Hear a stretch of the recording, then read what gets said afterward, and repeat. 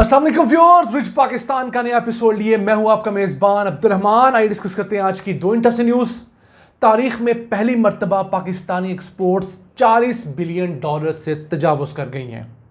इसमें गुड्स के एक्सपोर्ट्स भी शामिल हैं और सर्विसेज के एक्सपोर्ट्स भी शामिल हैं। आज से चंद दिन पहले हमने जो वीडियो एक्सपोर्ट्स के बढ़ने की बताई थी वो सिर्फ गुड्स की रिकॉर्ड एक्सपोर्ट्स थी, उसमें सर्विसेज शामिल नहीं थी।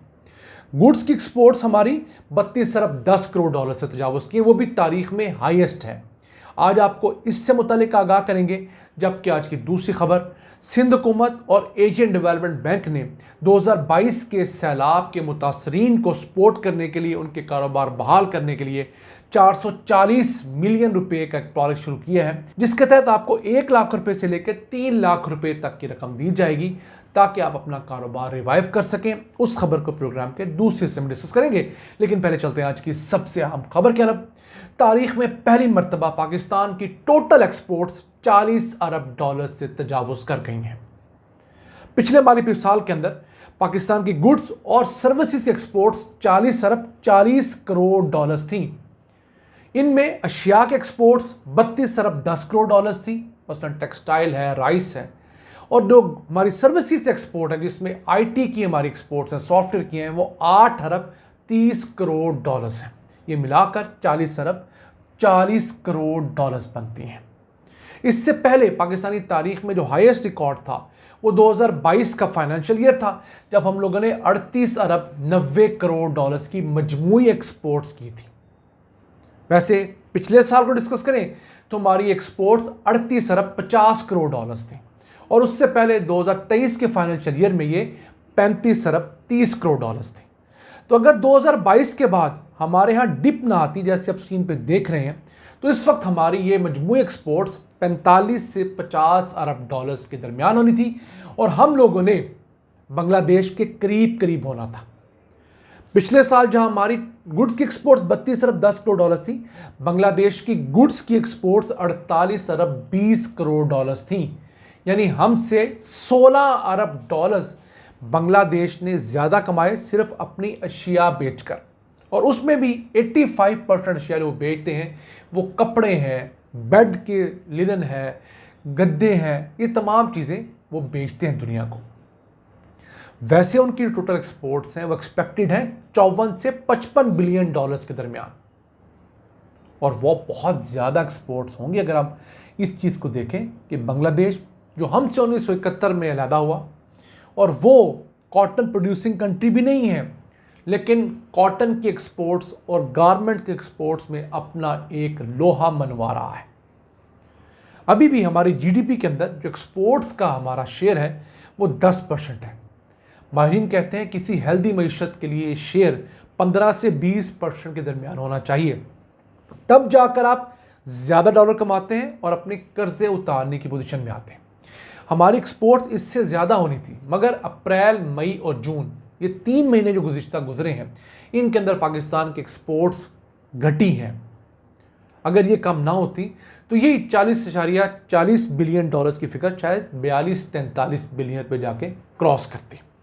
अब अगले साल का हमने जो टारगेट रखा है वो 45 बिलियन डॉलर्स की एक्सपोर्ट्स का रखा है, जिसमें 35 बिलियन डॉलर्स हम लोग अशिया के एक्सपोर्ट से कमाना चाहते हैं, और कोई तकरीबन 10 बिलियन डॉलर्स हम लोग सर्विसेज से कमाने के मुतालिक सोच रहे हैं।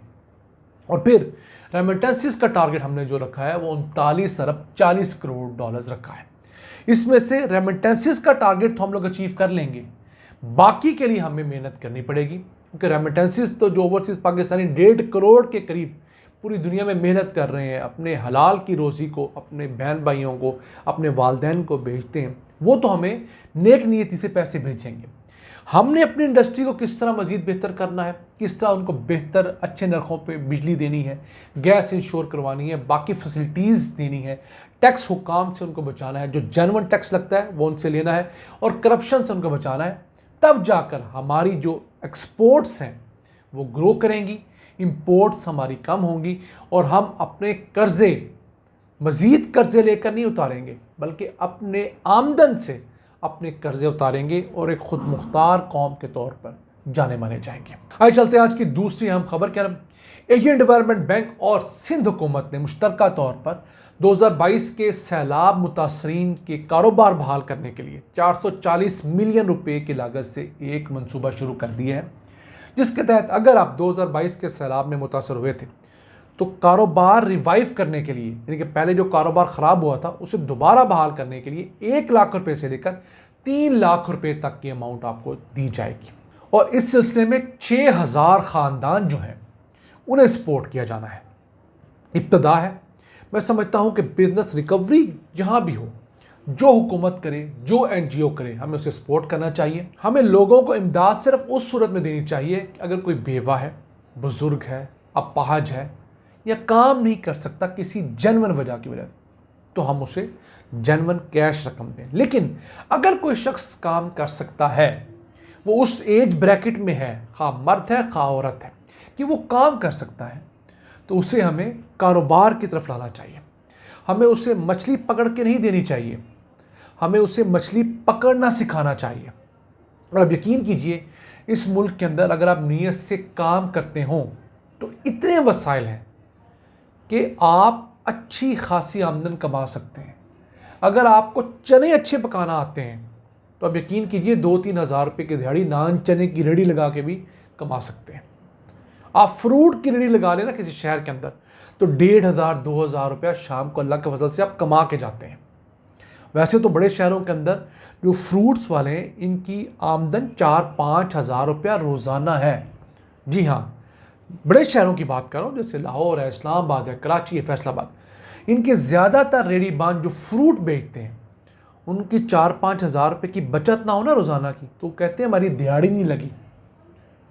तो हमें चाहिए कि हम इस इनफॉर्मल सेक्टर को भी सपोर्ट करें, इसको मेन नेट में भी लेके आएँ और लोगों को कारोबारों पे लगाएं।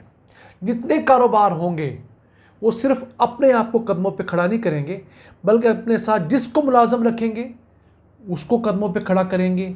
जहाँ से वो अपनी शॉपिंग करेंगे, उन तमाम चीज़ों की प्रोडक्शन मुल्क में बढ़ जाएगी। लोगों के पास जब पैसा आता है तो उनकी डिमांड्स बनती हैं, उनकी नीड्स बढ़ती हैं। तो उन डिमांड्स को, उन नीड्स को पूरा करने के लिए पीछे फैक्ट्रियाँ चलती हैं। पहले एक शिफ्ट चलती थी, फिर 2 चलती हैं, फिर 3 शिफ्टें चलती हैं। फैक्ट्रियों की तादाद में बढ़ोतरी होती है। ये तरीका है मुल्कों को तरक्की देने का। नाज़रीन, आज का एपिसोड हमें उम्मीद है आपको पसंद आया होगा। अपनी सजेशंस, अपनी आरा से हमें आगाह रखा करें। अपने मेज़बान अब्दुल रहमान को इजाज़त दीजिए। अल्लाह ने के बाद।